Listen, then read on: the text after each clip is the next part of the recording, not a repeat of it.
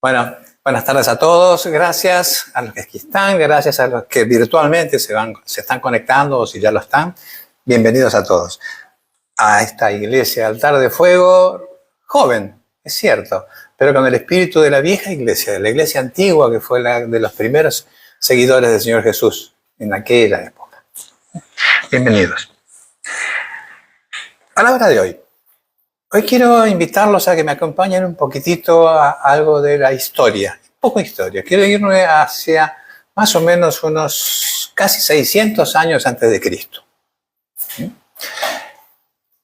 El tema de hoy es el aliento de Dios. Y cuando digo aliento de Dios, lo que quiero decir es el Espíritu Santo de Dios. Eso, a eso me refiero, ¿sí? Entonces, bueno, vámonos a hablar un poquitito sobre la etapa de la historia en la cual se desarrolló este pasaje que vamos a analizar hoy. Y estamos hablando del año 586 a.C. El pueblo de Israel, la nación hebrea, había sido cautiva del imperio babilónico. Habían salido de su tierra, los conquistaron, destruyeron el templo de Jerusalén y se llevaron a la nación hebrea, a buena parte de la nación hebrea, al imperio babilónico, a 1500 kilómetros de distancia de su lugar de origen. Allá se lo llevaron. Eso se conoce históricamente como el cautiverio de Babilonia, ¿sí? Los habitantes del reino de Judá, entonces, aquellos que fueron conquistados y llevados, no diría así como esclavos, pero sí, en buena medida tenían esa condición, fueron deportados, fueron llevados al exilio, se destruyó su templo, como les dije, eso fue bajo el emperador Nabucodonosor II, y eso duró casi unos 60 y piquito de años de esclavitud, hasta el año 538 a.C., en que otro emperador de Babilonia, Ciro, les da la libertad y les permite volver a su tierra.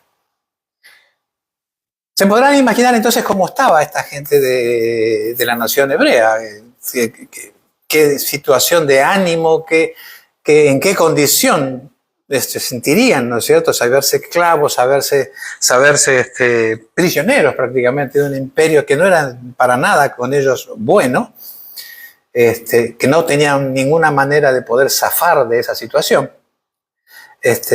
Y así como en casi todas las épocas del Antiguo Testamento, la nación hebrea tenía profetas. Profetas son los que llevan la palabra de Dios. En esa época, en estos casi 60 años de esta cautividad, hubo dos profetas muy conocidos, son dos de los cuatro grandes profetas, de los profetas mayores, que fueron Jeremías y Ezequiel.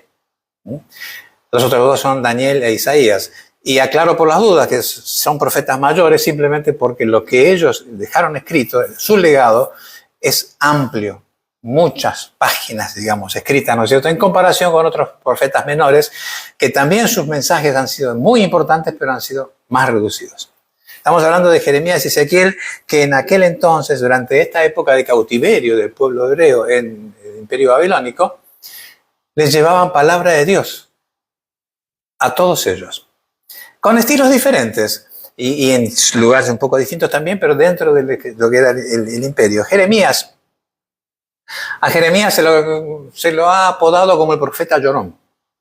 Realmente se quejaba y se quejaba y se quejaba, y incluso uno de esos libros, las lamentaciones de Jeremías, hablan sobre cómo la nación hebrea ha podido caer tanto, orar hacia otros, tener otros dioses, salir de lo que era la conducta que debía observar de acuerdo a los mandatos de Dios, y se apenaba. Tanto se quejaba, ¿no es cierto?, que casi nadie lo quería a Jeremías. Si mal no recuerdo, tenía un secretario, me parece, nada más. Uno. El otro profeta importante también fue Ezequiel. Ezequiel tenía una visión diferente. Lo de Jeremías fue muy importante realmente porque él lo que quería, inclusive antes de ser llevados cautivos al imperio babilónico, lo que quería que la nación hebrea despertase de la situación errónea en la que estaban viviendo, que se dejasen de adorar dioses ajenos, que tengan en cuenta que tenían que arrepentirse. El mensaje central de Jeremías siempre fue ese: arrepiéntanse porque nos va a ir mal. Y así le fue. Ezequiel, por su lado, por su lado, también fue un muy buen profeta, un gran profeta, y también hablaba del arrepentimiento, pero su mensaje era más bien un mensaje de no perder la esperanza, de saber que en algún momento el Señor los iba a rescatar de ese cautiverio, que iba a haber otra vez una situación buena para la nación hebrea, no tan rápido probablemente, sí, así lo decía, para que no alberguen ilusiones exageradas, como que ya dentro de 6 meses nos vamos a hacer libres, pero sí que no pierdan la esperanza ni la fe. Así que entonces, este es el contexto en el que se desarrolló este pasaje que vamos a estar viendo ahora nosotros, que está en el libro de Ezequiel. Arranca en el libro de Ezequiel, capítulo 37. Recordemos entonces que el contexto entonces de estos pasajes, de este capítulo del 37 sobre todo, es un contexto de esclavitud de los hebreos, un contexto de tristeza, de desesperación. Y en el libro de Ezequiel 37:1, Dios le da a Ezequiel, a este profeta que les mencioné hace un ratito, una visión. Esa visión se conoce como el Valle de los Huesos Secos. Entonces, ya sabemos, pueblo de Israel, cautivo, 1500 kilómetros de distancia en su hogar, un imperio, un templo que había levantado Salomón, el templo de Jerusalén que había sido destruido, en fin, desastre. La situación del pueblo de Israel era un desastre. Incluso ellos mismos decían, en Ezequiel 37:11, si lo tenemos acá abajo, creo, luego me dijo, hijo de hombre, estos huesos son el pueblo de Israel. Estos huesos son el pueblo de Israel. Estaban viendo, recuerden, un valle lleno de huesos secos. Cuando digo huesos secos, digo esqueletos. Gente que alguna vez vivió, que estaban todos muertos, sus huesos estaban secos, blancos, secos al sol. Simplemente huesos. Estos huesos son el pueblo de Israel, le dice Dios a Jeremías a Ezequiel. Ellos andan diciendo, nuestros huesos se han secado. Ya no tenemos esperanza. Estamos perdidos. Este era, el mensaje que podían transmitir, la visión de esos huesos que Dios le estaba mostrando al profeta Ezequiel. Es bastante lógico y razonable, porque era un pueblo que no tenía esperanza. No lo tenían, la habían perdido. No eran pocos huesos tampoco, eran muchísimos. Y estaban muy, muy secos. Y tampoco eran huesos recientes. Si estaban así tan secos y blanquitos, quiere decir que eran huesos que llevaban mucho tiempo de estar allí a la intemperie. Era como una imagen de muerte total y absoluta. En este contexto, en Ezequiel, en este capítulo 37, versículo 3, Dios le hace a Ezequiel una pregunta. Versículo 3, por favor. Dios le dice a Ezequiel, y me dijo, en lo que dijo Ezequiel, que le dijo Dios, hijo de hombre, ¿podrán revivir estos huesos? Y yo le contesté, fue muy prudente Ezequiel. Señor omnipotente, tú lo sabes. Ezequiel no se arriesgó a decir, sí, van a revivir, porque no tenía la menor idea de cómo. Tampoco dijo que no, porque estaba hablando con Dios. El que todo lo sabe es Dios. Así que fue muy prudente Ezequiel y dijo, Señor, tú lo sabes. Pero la pregunta de Dios fue clara, ¿podrán revivir estos huesos? Es como decir, ves un esqueleto ahí y decís, ¿podrán revivir? ¿Podrán revivir? Cuando uno analiza esto, cuando Dios hace una pregunta, a cualquiera de nosotros, en el contexto que sea, no es una pregunta porque Dios no sepa la respuesta, porque Dios no sepa lo que estamos pensando, no sepa lo que va a pasar. Es más que nada para confrontarnos con una situación. Es para saber realmente lo que nosotros pensamos y sentimos solamente porque Él ya lo sabe. Era para confrontarlo con la aparente imposibilidad de esta situación. A cualquiera de nosotros nos preguntan, hay un esqueleto, ¿podrán vivir? No, jamás.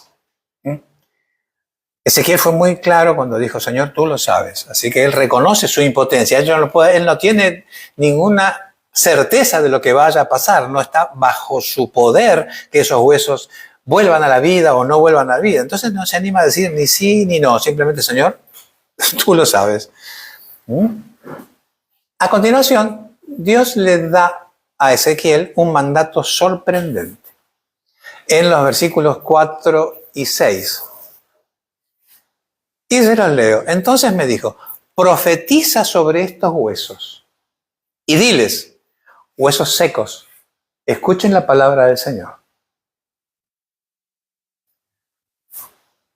Así dice el Señor omnipotente a estos huesos. Dios le siguió diciendo a Ezequiel que le diga todo esto a los huesos. Yo les daré aliento de vida y ustedes volverán a vivir. En el 6 continúa el Señor dándole palabra a Ezequiel para que les diga a esos huesos secos y les dice, les pondré tendones, haré que les salga carne, los cubriré de piel, les daré aliento de vida y así revivirán. Entonces sabrán que yo soy el Señor. Una expresión clásica del Dios Padre. Yo soy. Yo soy. En muchísimas partes de la palabra del Dios Padre se identifica de esa manera. Yo soy. Estas instrucciones que Dios le da a Ezequiel son demasiado sorprendentes para cualquiera de nosotros que nos digan, hablar a esos huesos, decirles, vuelvan a vivir. Gracias. Adiós. Gracias. Gracias.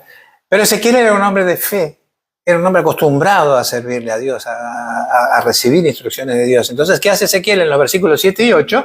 Ezequiel obedece. O sea, les dice a los huesos lo que Dios le dijo que les diga. A lo mejor no sé si nosotros lo haríamos, pero él sí lo hace. Él lo hace. Y en el versículo 7 dice, tal y como el Señor me lo había mandado, profeticé. Recuerden, profetizar es hablar cosas que el Señor nos dice que digamos. Y mientras profetizaba, se escuchó un ruido que sacudió la tierra. Y los huesos comenzaron a unirse. Se empezaron a formar esqueletos. Porque los huesos cuando están amontonados no tienen ningún orden. Nuestro esqueleto está así porque está unido por los cartílagos, los músculos, etcétera, etcétera. Pero si son huesos desparramados no hay ningún orden. Pero los huesos se empezaron a unir. Entonces empezaron a unirse los huesos, después vinieron los nervios, la carne, piel, empezaron a cubrir los esqueletos. Y de repente el Valle de la Muerte se transforma en un campo de cuerpos formados, aparentemente vivos, como si fuesen maniquíes, como un ejército de maniquíes. La resurrección había comenzado, porque finalmente esos huesos empezaron a cobrar algo de vida. Pero algo le faltaba.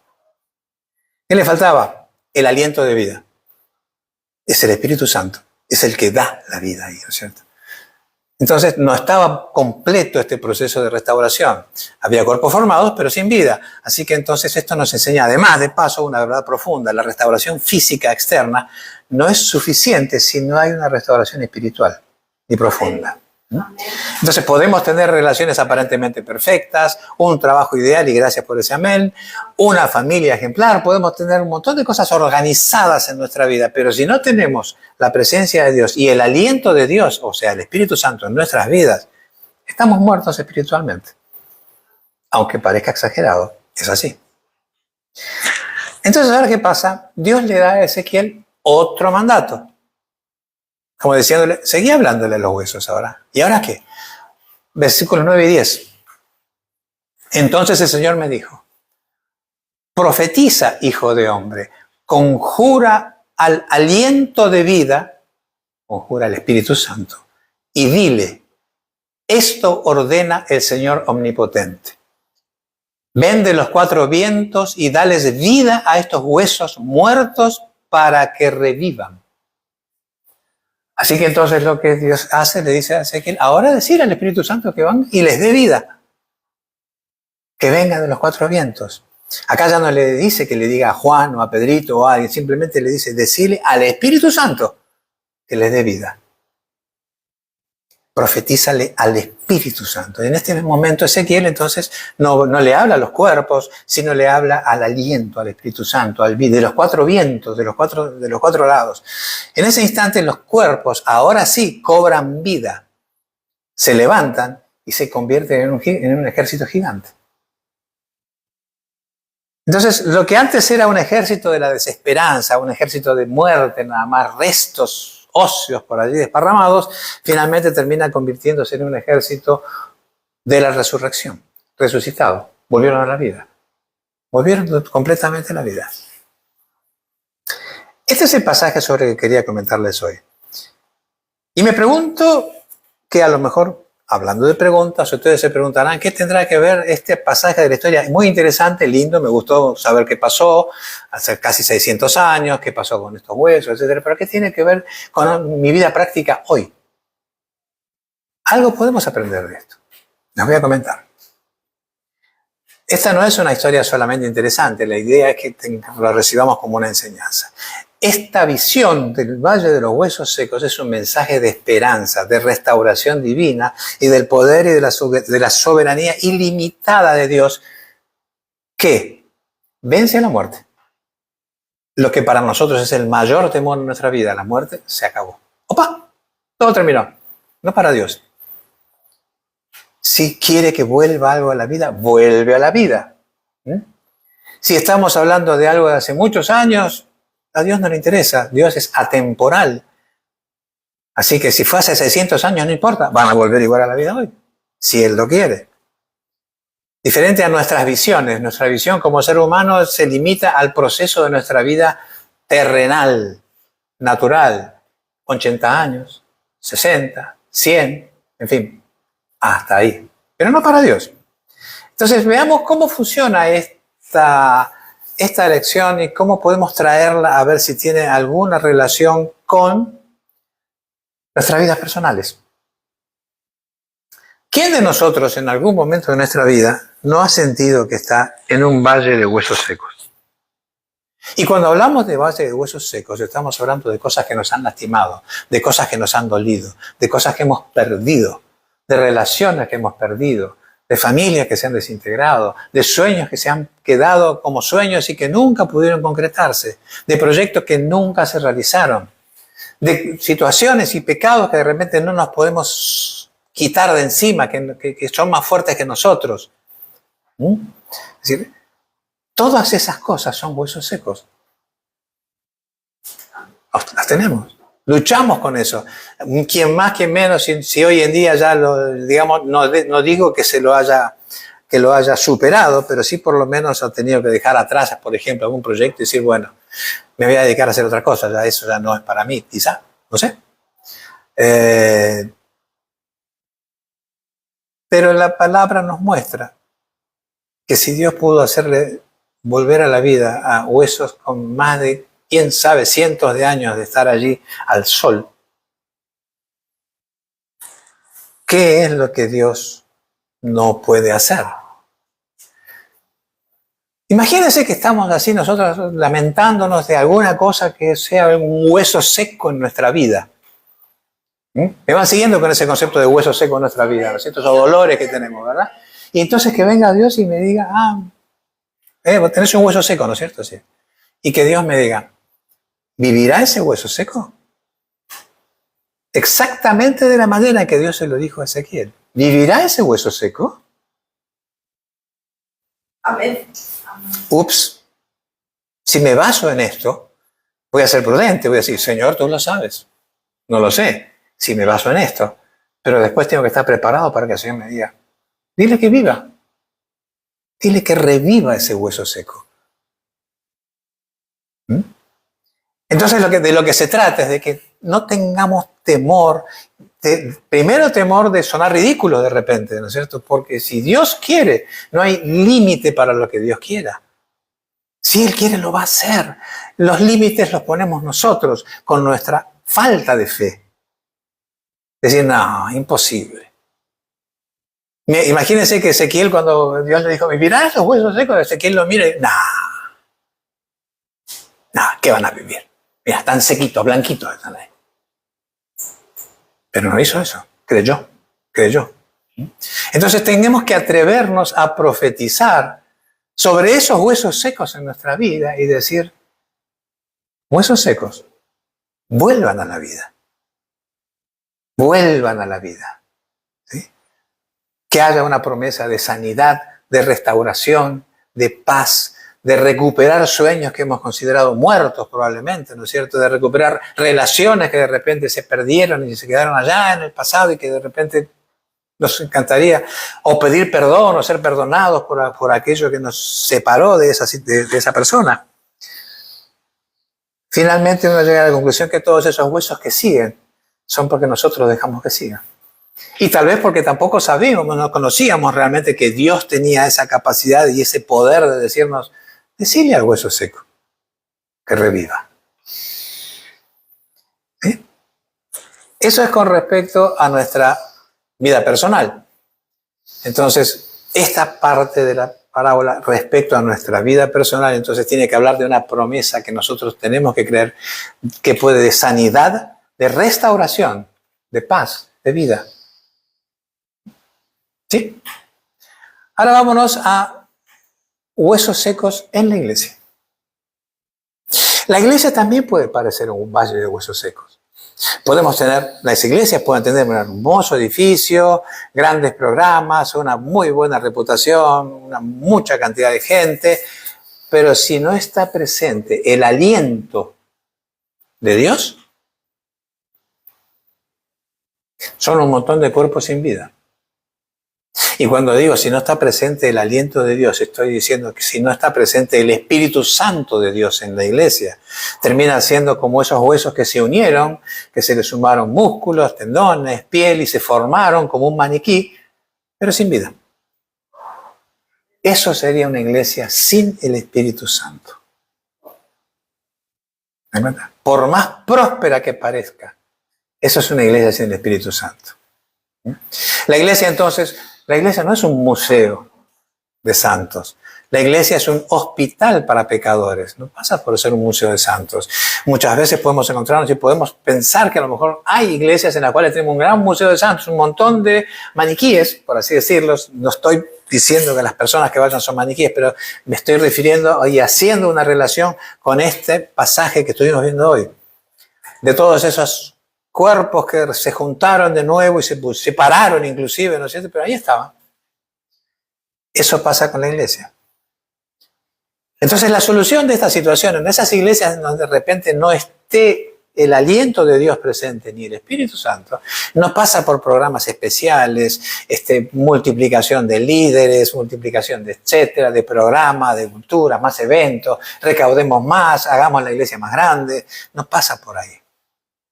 La solución en esos casos no es difícil. ¿Cuál es la solución en ese caso? Clamar a Dios. Otra vez clamar a Dios. Si tengo una iglesia que está puesta en el nombre de Jesús y le pongo nombre y con una cruz ahí señalando que soy cristocéntrico y no tengo el Espíritu Santo o no tengo el aliento de Dios aquí, en ese edificio, entonces lo que tengo que hacer es decir, Señor, que tu Espíritu Santo sople vida en esta iglesia que te consagramos. No echarla, no criticarla. Gracias por ese amén. No se trata de no criticar. Y la vez pasada escuché sin querer algo de una fogata en donde se decía que nosotros somos muy dados a criticar a autoridades, a políticos, a presidentes. Nos gusta criticar y nos encanta y podemos parecer grandes periodistas. Como periodistas deportivos, qué mal que jugó qué mal que jugó, cómo yo habría puesto al delantero acá y cómo el arquero no hizo aquello. La idea no pasa por ahí cuando estamos hablando de cosas relacionadas con la vida. No tenemos que criticar. Lo único que tenemos que hacer es decirle, Señor, te entrego mis huesos secos. Obra mis huesos secos. Si soy la iglesia, Señor, te entrego esta iglesia llena de huesos secos para que les pongas vida, para que entonces la iglesia cumpla el rol que debe tener la iglesia de transformar personas, darles el Espíritu Santo a cada uno, transformarlos y hacerlos verdaderos hijos de Dios, que vayan después a seguir transmitiendo la palabra del Señor. Y finalmente nos queda el valle de los huesos secos en nuestra sociedad. Fuimos de lo más chico a lo más grande. Fuimos por nosotros mismos, nuestros casos personales, nos vamos a la iglesia y ahora vámonos a la sociedad. Miremos un ratito el mundo alrededor nuestro. Miremos alrededor nuestro, en este país, en nuestro propio país que amamos tanto. Hay desintegración de familia, hay corrupción, hay robo, hay aumento de violencia, hay inseguridad, hay suicidios, hay feminicidios, un montón. Uno agarra el diario y no se va a aburrir si uno quiere leer esas cosas. No hay un propósito de vida tan muy claro en muchísimas personas. Es como que en la sociedad lo que tiene valor es la búsqueda del dinero, el poder, el éxito y el placer. Esas cosas que mencioné recién, dinero, éxito, poder, placer, creo que no son frutos del Espíritu Santo. No son frutos. ¿Y qué nos está faltando en este país también? El Espíritu de Dios, el aliento de Dios. Que yo estoy convencido que está porque por alguna razón Dios ha permitido que Paraguay sobreviva independientemente después de todas las cosas que ha pasado en su historia. Pudo haber quedado dependiente de otro país cuando casi desaparecieron, casi la mayor parte de los hombres se fueron, no quedaron más, los niños inclusive. Pero no le pasó nada a Paraguay. Siguió siendo Paraguay. Y está creciendo. Y hoy en día con una economía que de alguna forma está mejor que en muchos países de América Latina. Entonces nos preguntamos ¿por qué? Porque de alguna forma uno no sabe por qué la nación hebrea fue elegida por Dios. No lo sabemos, pero es la nación elegida. Es el pueblo elegido. A mí me encanta pensar que Paraguay también es el país elegido por Dios. Pensemos que así sea, ¿no es cierto? Porque así somos chiquititos, sin embargo, acá estamos.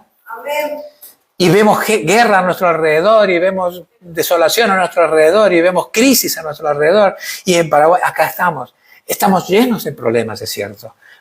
Cosas que llenan los diarios de las cosas que podemos criticar. Pero ¿qué tal si en vez de criticar, nos unimos a aquellos que creemos en Dios y decimos, Padre, en el nombre de Jesús, que tu aliento, que tu Espíritu Santo se haga más fuerte en nuestro país, que tu Espíritu Santo se haga fuerte en los que gobiernan, que tu Espíritu Santo se haga fuerte en las familias, que tu Espíritu Santo se haga fuerte en los hombres y mujeres que crean en ti para volver a la vida, para que sea un Paraguay realmente que muestre los frutos que tiene todo hijo de Dios. Entonces, ¿vieron cómo este pasaje histórico que tiene casi 6 siglos de antigüedad se puede relacionar con nuestra vida de hoy? Es como que nos habla a nosotros de nuestras propias desesperanzas, de momentos en los que nos sentimos secos, sin vida, sin propósito, donde levantarse cada día simplemente significa, bueno, tengo vida de nuevo, vamos a otro día más, y se nos pasan los días, sin sueños, sin esperanza. Podemos cambiarlo. Tenemos que creer entonces, así como lo estuve leyendo, que esta promesa de resurrección no es solo aplicable a la época de esos casi 6 siglos antes de Cristo de los que estamos hablando. Hoy estaríamos hablando de 2600 y pico de años, allá, lejos, en el tiempo. El pasaje de Ezequiel 37 nos enseña que el poder de la resurrección no es algo que esté limitado a la época de Ezequiel. Porque si nosotros nos recordamos un ratito que Dios es atemporal. No tiene pasado, presente ni futuro. Él es Dios. Nosotros somos los que tenemos un pasado, un presente y un futuro, donde mi ayer ya no lo puedo corregir. Hoy tengo que aprovecharlo. Mañana no sé lo que va a pasar, ni siquiera sé si voy a estar vivo. Pero en lo que respecta a Dios, Él no está sujeto al tiempo. Él no está sujeto al tiempo. Es una fuerza activa. Aquí, como hace 2600 años, sigue siendo Dios. Como una canción de Marcos Witt, ¿verdad?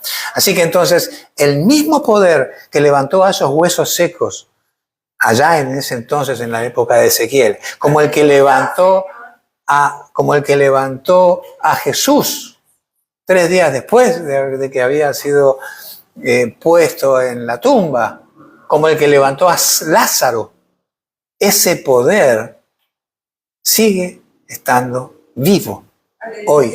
Sigue siendo vigente. La visión de Ezequiel no fue un acto de magia. Lo que Ezequiel hizo realmente fue obedecer. Dios le dijo, háblale a esos huesos secos. ¿Y él qué hizo? Huesos secos. Dios dice que se levanten.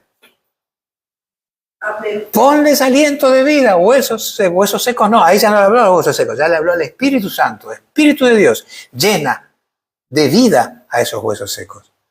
Él obedeció, una de las cosas que también a nosotros nos cuesta tanto, obedecer. El profeta Ezequiel obedeció, pero quien dio vida fue Dios. El profeta obedece, el profeta dice, pero el que hace, el que genera el milagro, el que tiene el poder para que la vida vuelva, es Dios. Entonces la resurrección, que quede claro, no es una obra humana, es una obra divina, es una obra de Dios.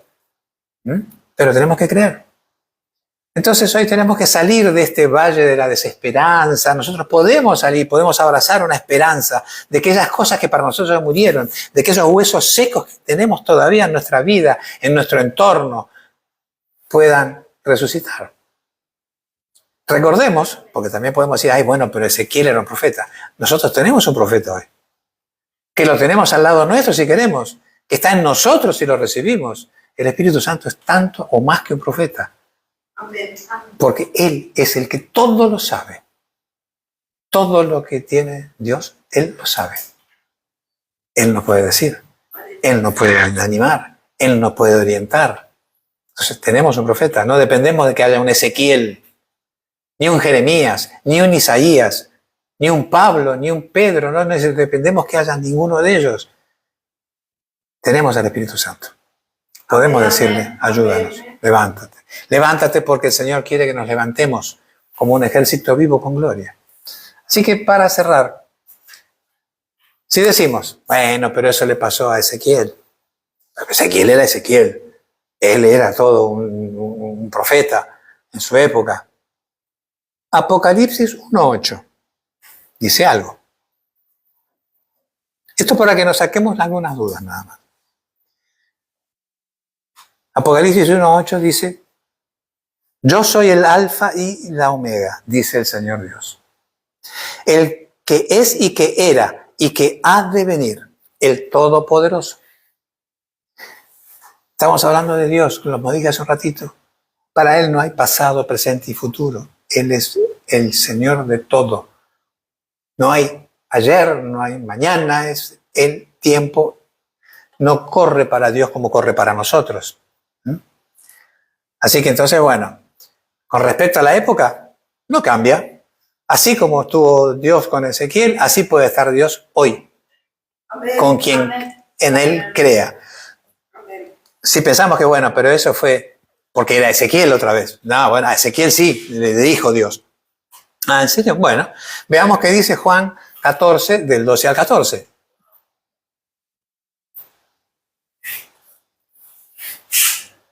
Ciertamente, decía Jesús, dijo esto, ciertamente les aseguro que el que cree en mí, las obras que yo hago, también él las hará. Y aún las hará mayores, porque yo vuelvo al Padre. Cualquier cosa que ustedes pidan en mi nombre, en el nombre de Jesús, yo la haré. Así será glorificado el Padre en el Hijo. Lo que pidan en mi nombre, en el nombre de Jesús, yo lo haré. Amén. Entonces, ¿creemos en la Biblia? Si creemos que lo que está escrito es verdad, me está diciendo que si tengo la fe que en Hebreos 11:11 dice que es la convicción de lo que se espera y la certeza de lo que no se ve, si tengo esa fe, tengo toda la capacidad de decir, Señor, que estos huesos secos revivan.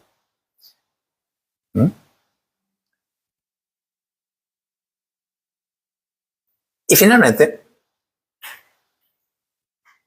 una frase que me encanta, que siempre me gustó, siempre pensé que algún día me gustaría decirla. El que tenga oídos para oír, que oiga.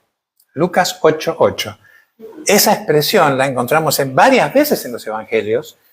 De hecho, está en 3 de los 4 evangelios, y no una sola vez, varias veces el Señor Jesús le dijo, el que tenga oídos para oír, que oiga. ¿Se preguntaron ustedes por qué la repitió? ¿Se preguntaron por qué? ¿Qué es lo que quiere decir con una frase tan simple?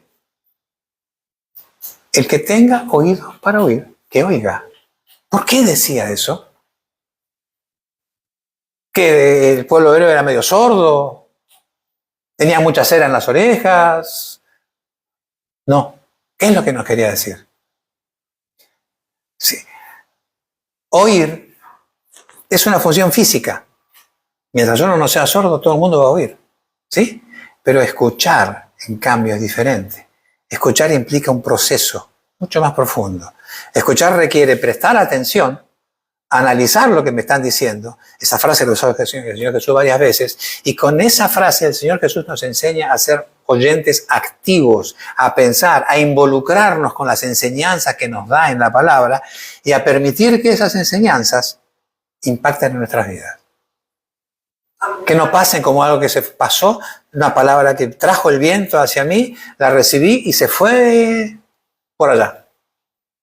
Yo quiero que quede en mí, en mi ser. Entonces, como cristianos, no tenemos que venir aquí a esta vida a criticar, a quejarnos nada más y a dolernos de lo que ya perdimos, de que nunca más, de que por qué nos tocó vivir acá, y etcétera, etcétera, etcétera. Nosotros como cristianos podemos decir 4 tareas muy definidas. La primera, debemos ser profetas de la esperanza. Así como Ezequiel se transformó en profeta para que esos huesos resuciten. Tenemos que ser profetas de la esperanza. ¿Sí? La segunda, hablémosle a los huesos secos en nuestra vida con la voz de la resurrección. Huesos secos. Revivan, resuciten, vuelvan a vivir. Llevemos el Evangelio, a la tercera, llevemos el Evangelio de la vida eterna a aquellos que se sienten muertos. Porque hay mucha gente que anda por la vida y que en realidad está muerta. Porque no tienen fe, porque no tienen alegría, porque no tienen esperanza, porque no esperan nada nuevo en ningún día. Es levantarse y decir, estoy vivo porque respiro. No porque tenga ganas de tener un nuevo día en mi vida. Y cuarto, hacer los agentes del aliento de Dios en un mundo que no tiene ese aliento. Está en nosotros que podamos decirle a la gente que no tiene ese aliento, ese Espíritu de Dios en sus vidas, decirle, recibilo. Cambia tu vida. ¿Sí? Cambia tu vida. ¿Oramos? Este era el mensaje de hoy, ¿sí? Padre, en el nombre de Jesús te damos gracias por este tiempo y esta palabra que esperamos que cambie realmente vidas. Así como los huesos secos de Israel se convirtieron en un ejército para Dios, también nosotros queremos que los huesos secos que tengamos en cada una de nuestras vidas cobren vida y se conviertan en una prueba viviente y en la evidencia del poder de la resurrección que tiene nuestro Señor Jesucristo en las vidas de todos los que en Él creen. Que seamos agentes y canales, así como Ezequiel, para que esos huesos secos en la vida de los que están a nuestro alrededor, en nuestras propias vidas, vuelvan a vivir. Amén. En el nombre poderoso de Jesús, que el Señor los bendiga, les dé un lindo día, un buen descanso, ahora y para siempre. Amén. En el nombre de Jesús. Amén.